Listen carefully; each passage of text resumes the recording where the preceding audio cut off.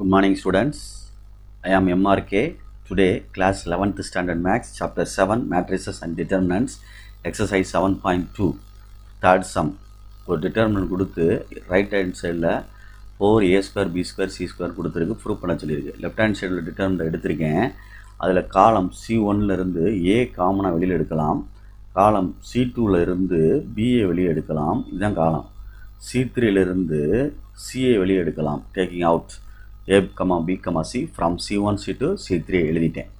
Next step கணக்கை கொஞ்சம் minimise பண்ணணும். A, B, Cன்னு எழுதிட்டு கொஞ்சம் ரிடக்ஷன் பண்ணிவிட்டு சுருக்கிக்கிட்டே வந்தோம்னா நம்ம அடுத்தடுத்து செய்யலாம், வேற ஒன்றும் இல்லை. எக்ஸ்பேண்ட் பண்ணாமல் என்ன செய்யலாம்? C1க்கு எழுதுவோமா, ரெண்டையும் மைனஸ் பண்ணி எழுதுவோமா, இல்லை மொத்தமாக கூட்டி எழுதுவோமா, 2a + b + cன்னு எழுதுவோமா? சரி, C1க்கு எழுது, 3 கூட்டி எழுது, C1 + C2 + C3 அப்படின்னு எழுதுவோம். Okay, good. அப்போ என்ன வந்துடும்?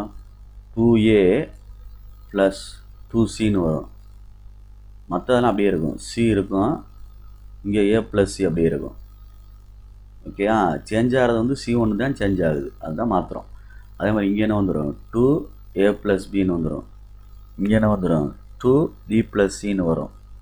அப்போ இங்கே b + c அப்படி தான் இருக்கும், இங்கே c அப்படி தான் இருக்கும், இங்கே b அப்படி தான் இருக்கும், a அப்படி தான் இருக்கும்.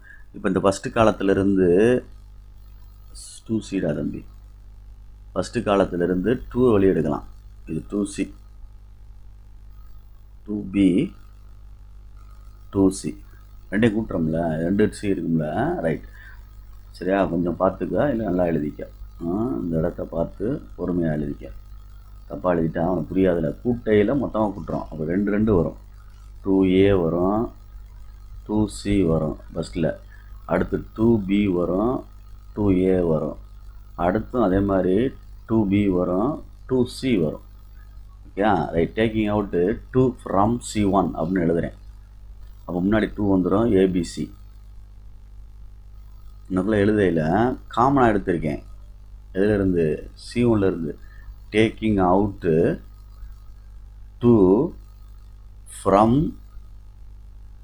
என்னது C1 அப்படின்னு எழுதியிருக்கேன். Okay students, good. இப்போ நெக்ஸ்ட் யோசிச்சு பாரு.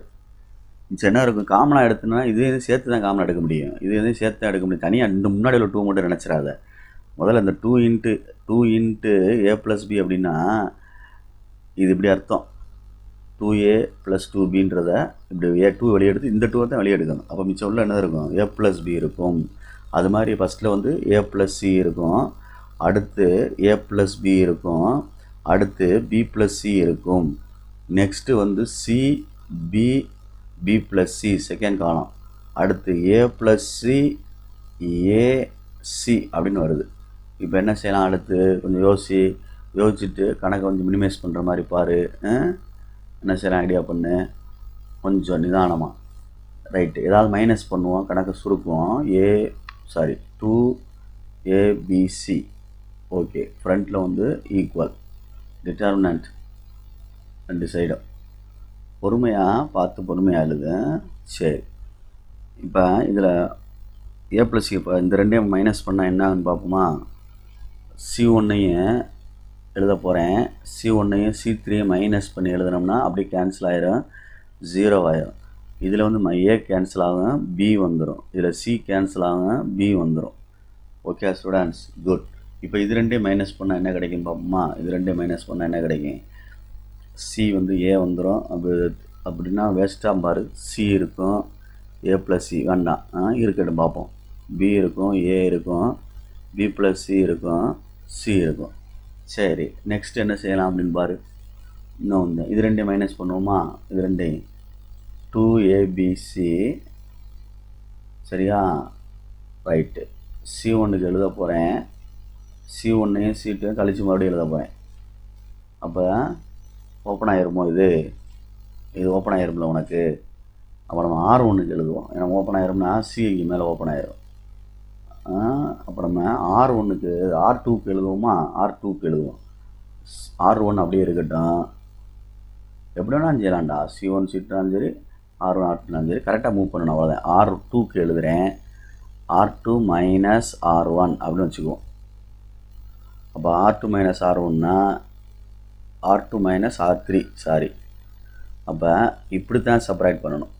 அப்போ b minus B 0, b minus of minus B plus சின்னு வரும்ல. அப்போ என்ன வந்துடும், மைனஸ் பி கேன்சல், சி வந்துடும். அடுத்து என்ன வந்துடும், ஏ மைனஸ் சி வரும்.